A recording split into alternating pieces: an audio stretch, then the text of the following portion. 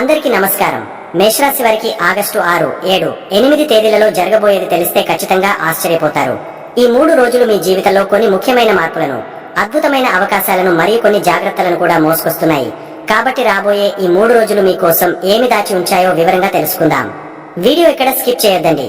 చివరి వరకు చూస్తేనే అసలు మీకు ఎటువంటి అదృష్టం పట్టబోతోంది అని చెప్పి కూడా పూర్తిగా అర్థమవుతుంది. వీడియోలోకి వెళ్లే ముందు మా చిన్న రిక్వెస్ట్ ఏంటంటే, ఇంతకు ముందు మా ఛానల్ మీరు సబ్స్క్రైబ్ చేసుకోకపోతే సబ్స్క్రైబ్ చేసుకోండి. అలాగే గంట సింబల్ ని క్లిక్ చేయండి. అప్పుడే మీకు మా వీడియోలు నోటిఫికేషన్ లో వస్తాయి. అలాగే జై శ్రీకృష్ణ అని కామెంట్ చేయండి. ఈ రోజు నేను మీతో మాట్లాడటానికి వచ్చాను.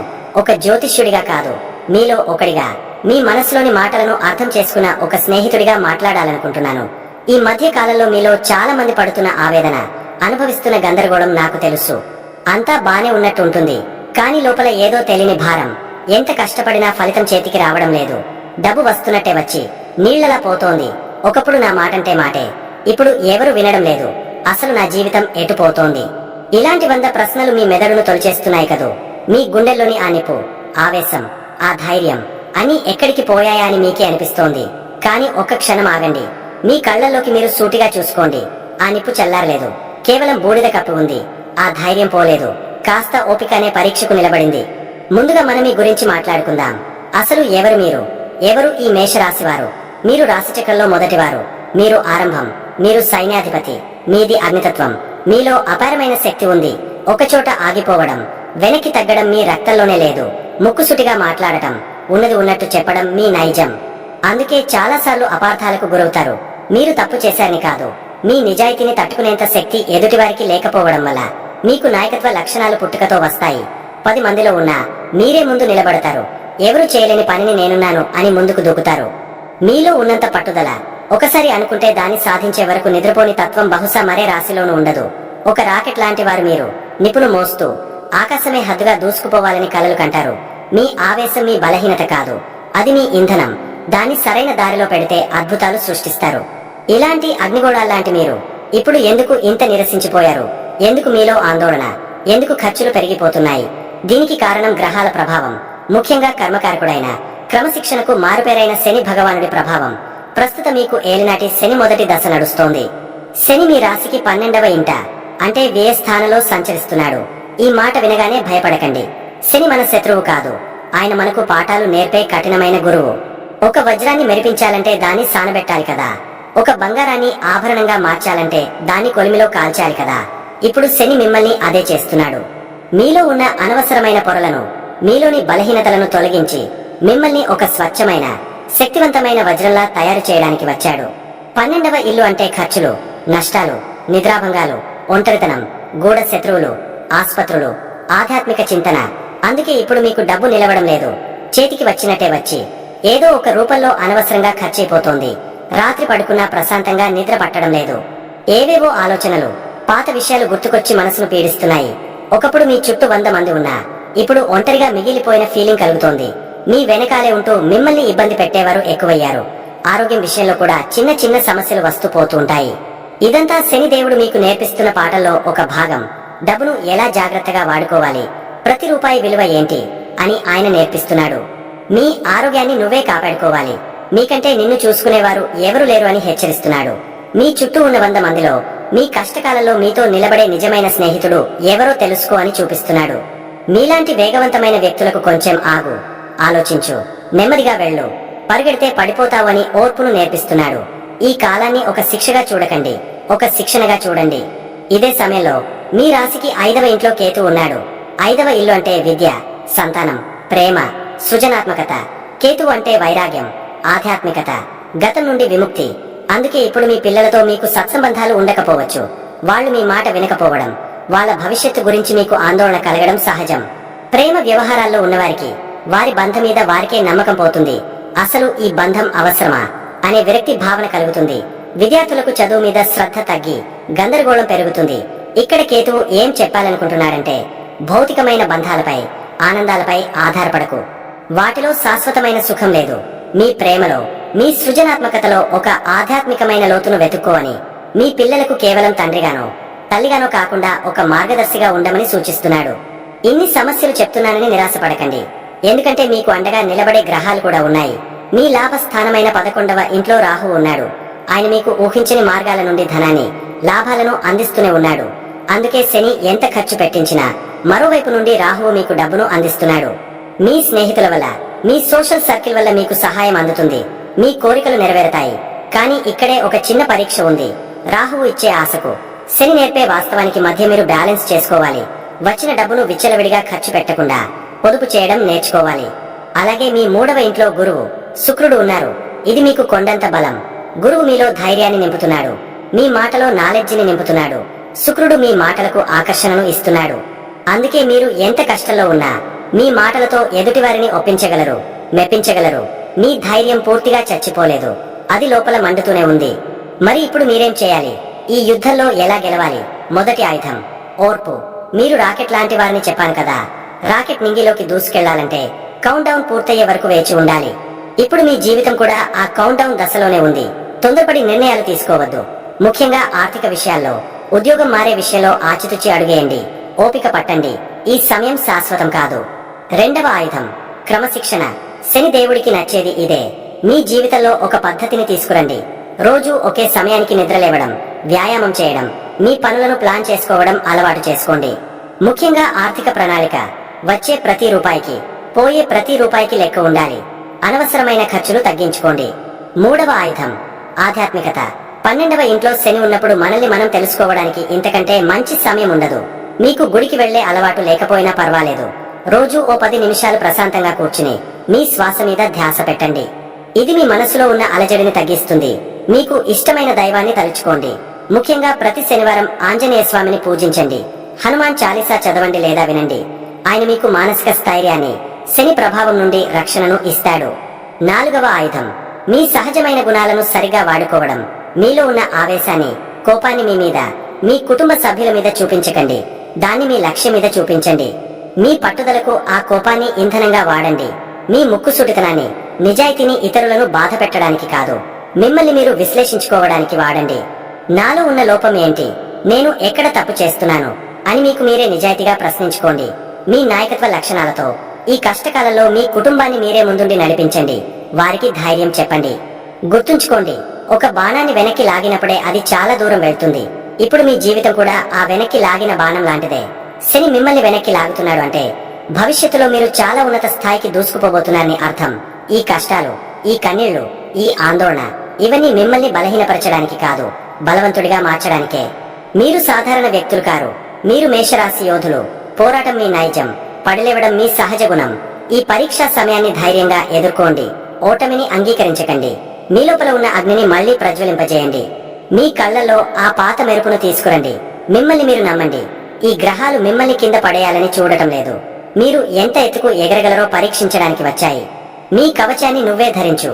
మీ ఆయుధమైన ఆత్మవిశ్వాసాన్ని చేతబట్టు. ఈ యుద్ధం మీది, విజయం కూడా మీదే. ఈ చీకటి తాత్కాలికమే. రేపటి ఉదయం మీకోసమే ఎదురు చూస్తోంది. ఒక కొత్త శక్తితో, ఒక కొత్త ఉత్సాహంతో, ఒక అద్భుతమైన విజేతగా నువ్వు నిలబడతావు. ఆ రోజు ఎంతో దూరంలో లేదు. ధైర్యంగా ముందడుగు వెయ్యి. అంతా మంచే జరుగుతుంది. మనం రాబోయే కొన్ని రోజుల గురించి, అంటే ఆగస్టు 6 నుండి 8 వరకు మీ జీవితంలో గ్రహాలు ఎలాంటి మార్పులను తీసుకురాబోతున్నాయో, మీరు వాటిని ఎలా ఎదుర్కోవాలి, ఎలా సద్వినియోగం చేసుకోవాలో మనం మాట్లాడుకుందాం. గుర్తుంచుకోండి, జ్యోతిష్యం భయపెట్టడానికి కాదు, మనకు దారి చూపించడానికి. ఈ గ్రహ సంచారాలు మన జీవితంలో వచ్చే చిన్న చిన్న మలుపుల లాంటివి. వాటిని అర్థం చేసుకుని కాస్త జాగ్రత్తగా నడిస్తే ప్రయాణం చాలా సాఫీగా, ఆనందంగా సాగుతుంది. మీరు పుట్టుకతోనే ధైర్యవంతులు. నాయకులు అన్నింటినీ అంగీకరించి ముందుకు సాగండి. ఆగస్టు 6 బుధవారం, 7 గురువారం. ఈ 2 రోజులు మీ పాలిట వరలాంటివి. ఎందుకంటే చంద్రుడు మీ భాగ్యస్థానమైన 9వ ఇంట్లోనే పూర్తి బలంగా ఉంటాడు. భాగ్యస్థానం అంటే అదృష్టం, తండ్రి, గురువులు, ఉన్నత విద్య, దూర ప్రయాణాలు, దైవానుగ్రహం. వీటన్నింటిలోనూ మీకు శుభ ఫలితాలు ఉంటాయి. ఈ 2 రోజులు మీ మనస్సు చాలా ఉత్సాహంగా, ఆనందంగా ఉంటుంది. మీలో పాజిటివ్ ఎనర్జీ పొంగి పొర్లుతుంది.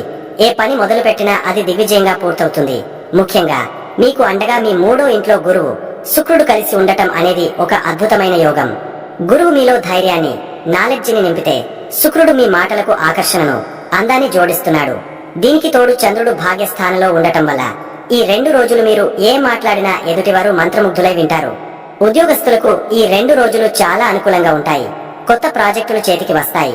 పై అధికారుల నుండి ప్రశంసలు, సహోద్యోగుల నుండి సహకారం లభిస్తుంది. ప్రమోషన్ల కోసం ఎదురు చూస్తున్న వారికి శుభవార్తలు అందే అవకాశం ఉంది.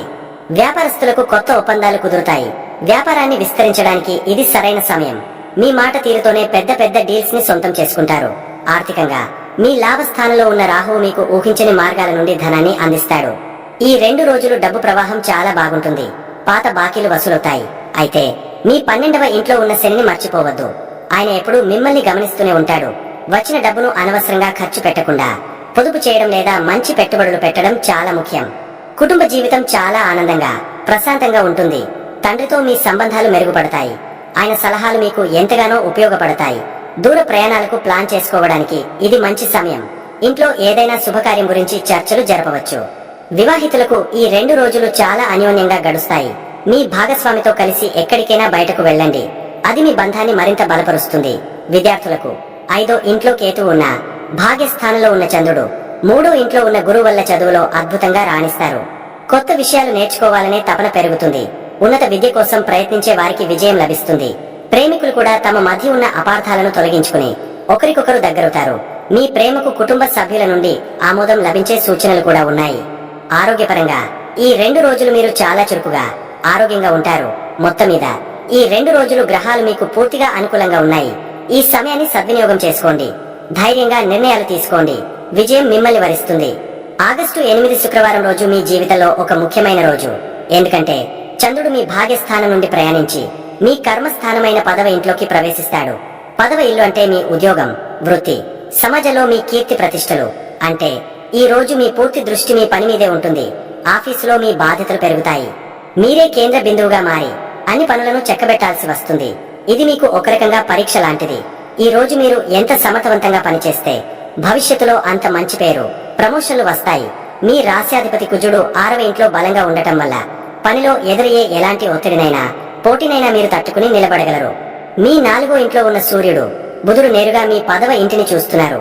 దీనివల్ల ప్రభుత్వ రంగంలో పనిచేసే వారికి లేదా అధికారులతో పనులు ఉన్నవారికి ఈ రోజు చాలా అనుకూలంగా ఉంటుంది. ఉద్యోగస్తులు ఈ రోజు చాలా బిజీగా ఉంటారు. మీటింగ్స్, ప్రెజెంటేషన్స్, కొత్త టాస్క్లతో క్షణం తీరిక ఉండదు. మీ పనితీరునుపై అధికారులు నిశితంగా గమనిస్తారు. కాబట్టి ఏ చిన్న పొరపాటుకు తావివ్వకుండా జాగ్రత్తగా పనిచేయండి. మీ శ్రమకు తగిన గుర్తింపు లభిస్తుంది. వ్యాపారస్తులు ఈ రోజు తమ వ్యాపారానికి సంబంధించి కొన్ని కీలకమైన నిర్ణయాలు తీసుకుంటారు. మార్కెట్లో మీ ప్రతిష్ట పెరుగుతుంది. కొత్త కస్టమర్లు మిమ్మల్ని వెతుక్కుంటూ వస్తారు. ఆర్థికంగా ఈ రోజు మీరు చేసే పనుల ఫలితం వెంటనే కాకపోయినా భవిష్యత్తులో మంచి లాభాలను తెచ్చిపెడుతుంది. కుటుంబ జీవితం విషయానికి వస్తే పని ఒత్తిడి వల్ల కుటుంబానికి ఎక్కువ సమయం కేటాయించలేకపోవచ్చు. దీనివల్ల ఇంట్లో కొంచెం అసంతృప్తి ఏర్పడవచ్చు. కాబట్టి పనికి, కుటుంబానికి మధ్య బ్యాలెన్స్ చేసుకోవడం చాలా ముఖ్యం. ఎంత బిజీగా ఉన్నా మీ భాగస్వామితో, పిల్లలతో కాసేపు మాట్లాడటానికి సమయం కేటాయించండి. వివాహితులు తమ భాగస్వామి సలహాలను తీసుకోవడం మంచిది. వారి మద్దతు మీకు మానసిక స్థైర్యాన్ని ఇస్తుంది. ఆరోగ్యపరంగా అధిక పనిభారం వల్ల కొంచెం అలసట, ఒత్తిడి అనిపించవచ్చు. మధ్య మధ్యలో చిన్న చిన్న విరామాలు తీసుకోవడం, మంచి ఆహారం తినడం అవసరం. విద్యార్థులు తమ కెరీర్ గురించి, భవిష్యత్ ప్రణాళికల గురించి ఆలోచించడానికి ఇది మంచి రోజు. నిపుణుల సలహా తీసుకోవడం వల్ల మంచి మార్గం దొరుకుతుంది. ప్రేమికులు కూడా తమ సంబంధాన్ని తర్వాతి దశకు ఎలా తీసుకెళ్లాలి అనే దానిపై సీరియస్ గా ఆలోచిస్తారు. మీ కెరీర్ కు మీ భాగస్వామి ఎంతవరకు సపోర్ట్ చేస్తారు అనేది ఈ రోజు మీకు స్పష్టమవుతుంది. ఈ రోజు మీకు సవాలుతో కూడిన రోజు. కానీ అదే సమయంలో మీ సత్తా ఏంటో నిరూపించుకోవడానికి ఒక గొప్ప అవకాశం. భయపడకండి, వెనకడుగు వేయకండి. మీలో ఉన్న నాయకుడిని బయటకు తీసుకురండి. ఈ రోజు మీరు పడే కష్టం రేపటి మీ ఉజ్వల భవిష్యత్తుకు పునాది వేస్తుంది. ధైర్యంగా ఉండండి, అంతా మంచే జరుగుతుంది. మేషరాశి వారు ఈ సమయంలో పాటిస్తే మంచి ఫలితాలను ఇచ్చే కొన్ని సులభమైన పరిహారాలు. మేషరాశి వాళ్ళకి ప్రస్తుతం మీకు ఏలినాటి శని మొదటి దశ నడుస్తోంది. దీనివల్ల మీలో తెలియని ఆందోళన, డబ్బులు నీళ్లలా ఖర్చు అవ్వడం, రాత్రిపూట నిద్ర సరిగా పట్టకపోవడం లాంటివి జరుగుతూ ఉంటాయి. దీనికి భయపడాల్సిన పని లేదు. ఇలాంటి టైంలో మీకు కొండంత అండగా ఉండేది ఆంజనేయ స్వామి. మీరు పెద్దగా పూజలు, పునస్కారాలు చేయలేకపోయినా పర్వాలేదు. రోజు ఉదయం స్నానం చేశాక ఒక్కసారి మనసులో స్వామిని తలుచుకుని హనుమాన్ చాలీసా చదువుకోండి. మీకు చదవడం రాకపోయినా ఫోన్లో పెట్టుకుని వినండి చాలు. ముఖ్యంగా ప్రతి శనివారం మీకు దగ్గరలో ఉన్న ఆంజనేయ స్వామి గుడికి వెళ్లి మీ శక్తి కొద్దీ ఓ 2 అరటిపండ్లు సమర్పించి నువ్వుల నూనెతో దీపం పెట్టండి. ఈ చిన్న పని మీ మనసులో ఉన్న భారాన్ని తగ్గించి మీకు చాలా ధైర్యాన్ని ఇస్తుంది. ఇక రెండోది, మీ రాశికి 5వ ఇంట్లో కేతువు ఉండటం వల్ల పిల్లల చదువుల విషయంలో, ప్రేమ వ్యవహారాల్లో కొంచెం గందరగోళంగా, ఏది కరెక్టో తెలియని పరిస్థితి ఉంటుంది. విద్యార్థులకు చదువు మీద మనసు లగ్నం అవ్వదు. దీనికి చాలా సింపుల్ పరిహారం వినాయకుడు పూజ. రోజు ఏ పని మొదలుపెట్టే ముందైనా ఓం గం గణపతే నమః అని 3 సార్లు అనుకోండి. విద్యార్థులు రోజు సంకటనాశన గణేశ స్తోత్రం విన్నా లేదా చదివినా ఏకాగ్రత అద్భుతంగా పెరుగుతుంది.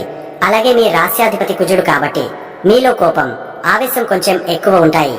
ఆ కోపాన్ని కంట్రోల్ చేసుకోవడానికి ప్రతి మంగళవారం సుబ్రహ్మణ్య స్వామిని తలుచుకోండి. వీలైతే వీధి కుక్కలకు ఏమైనా ఆహారం పెట్టండి. అది కేతువుకు చాలా మంచి పరిహారం, మీకు మేలు జరుగుతుంది. చివరగా ఇవన్నీ ఒక ఎత్తు అయితే మీరు రోజు చేసే చిన్న చిన్న పనులు కూడా మీకు గొప్ప శక్తినిస్తాయి. ప్రతిరోజు ఉదయాన్నే సూర్యుడికి నమస్కరించి ఒక చెంబు నీళ్లు అర్ఘ్యం వదలండి. దీనివల్ల మీ ఇంట్లో ప్రశాంతత, మీకు సమాజంలో గౌరవం పెరుగుతాయి. ముఖ్యంగా డబ్బు విషయంలో ప్లానింగ్ చాలా అవసరం. శని వ్యయ స్థానంలో ఉన్నాడు కాబట్టి అనవసరమైన ఖర్చులు తగ్గించుకుని రూపాయి జాగ్రత్తగా దాచుకోవాలి. గుర్తుంచుకోండి, ఈ గ్రహాలు మనల్ని భయపెట్టడానికి కాదు, మనల్ని మనం సరిదిద్దుకోవడానికి, జీవితంలో క్రమశిక్షణ నేర్చుకోవడానికి దారి చూపిస్తాయి. మీరు మేషరాశివారు, మీలో ధైర్యం పుట్టుకతోనే ఉంటుంది. ఆ ధైర్యానికి కొంచెం దైవబలాన్ని జోడిస్తే చాలు, మీరు దేన్నైనా సాధించగలరు. ధైర్యంగా ఉండండి, అంతా మంచే జరుగుతుంది. శుభం భూయాత్. మేషరాశి వారికి ఎలా ఉండబోతుందో తెలుసుకున్నారు కదా. ఈ వీడియో గనక మీకు నచ్చినట్లయితే ప్లీజ్ లైక్ చేసి మీ ఫ్రెండ్స్ కి షేర్ చేయండి. అలాగే జై శ్రీకృష్ణ అని కామెంట్ చేయండి. అలాగే మా కొత్త వీడియోలు మీకు వెంటనే చేరాలంటే మా ఛానల్ ను సబ్స్క్రైబ్ చేసుకుని పక్కనే ఉన్నటువంటి బెల్ ఐకాన్ని ప్రెస్ చేయండి. ధన్యవాదములు.